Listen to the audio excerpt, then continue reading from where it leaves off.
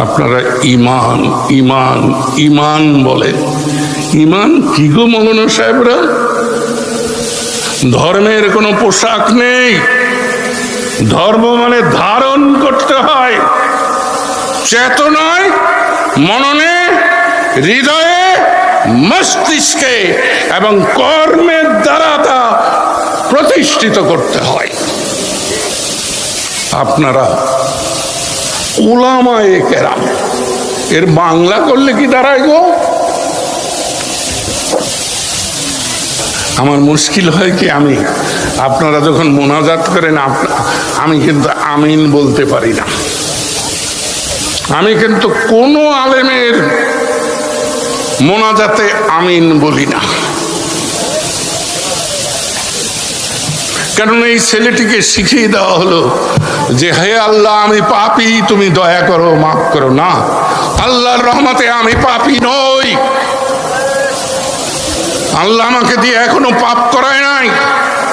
কোন নারীর ইজ্জত নষ্ট করেছি এই অভিযোগ ৮৬ বছর বয়সেও কেউ দিতে পারে নাই। কিন্তু ক্ষমা প্রার্থী আমি নই। ক্ষমা চায় অপরাধী। আমি আল্লাহর বান্দা, মাফ করবেন। আর আপনারা যারা আলেম মহোদয়রা আসছেন ওয়াজ করতে, তাদের সময় নষ্ট করলাম, সেজন্য ক্ষমা চাচ্ছি। আপনারা সুন্দরভাবে করুন। আল্লাহর রহমতে আমি পাপী নই। আজকে সব চান্দুরা পলায় পলায় বেড়াইতেছে, আর কিছু লোক ইসলামের বিরুদ্ধে কথা বলে। ইসলাম কারে বলে বুঝে না, কোরআন কারে বলে বুঝে না। বোম মারলে সূরা ফাতিহা শুদ্ধভাবে পড়তে পারবে না। এখানে কোরআনের আলোচনা হবে, কোরআনের ব্যাখ্যা হবে, কোরআন তাফসীর হবে। এটা নাট্য মঞ্চ না যে যা মন চায় এখানে বলা যাবে না। আগামীতে যখন দাওয়াত করা হবে, আমরা টিনের ঘরে ওয়াজ করব, আমরা মসজিদে ওয়াজ করব, প্যান্ডেলের দরকার নাই। আমরা টিনের ঘরে ওয়াজ করব, খাওয়া দাওয়া কিছু দেওয়া লাগবে না, দরকার হলে ফ্রি ওয়াজ করব। আজকে যে আসছে 1 টাকা নেই, 1 টাকা নেবো না, আল্লাহর জন্য ওয়াজ করব।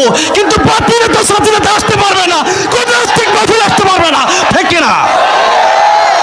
ফাঁসির কাষ্টে জ্বলতে পারি, জীবন দিতে পারি, তথাপি আল্লাহর কোরআনের বিরুদ্ধে কথা বললে আমরা সহ্য করতে পারি না, ঠিক কিনা? জোরে বলেন। এই জন্য যেখানে সেখানে বসে ইসলামের বিরুদ্ধে কথা বলবেন না। বয়স হইলে বেশি বেশি মনে করেন আপনি শিক্ষিত হয়ে গেছেন। বয়স হয়েছে ঠিক, কিন্তু কোরআন হাদিসের জ্ঞান নাই, সে মূর্খের বাচ্চা, মূর্খ, ঠিক কিনা? জোরে বলেন। এই জন্য তুমি যত বড় নেতাই হও না কেন,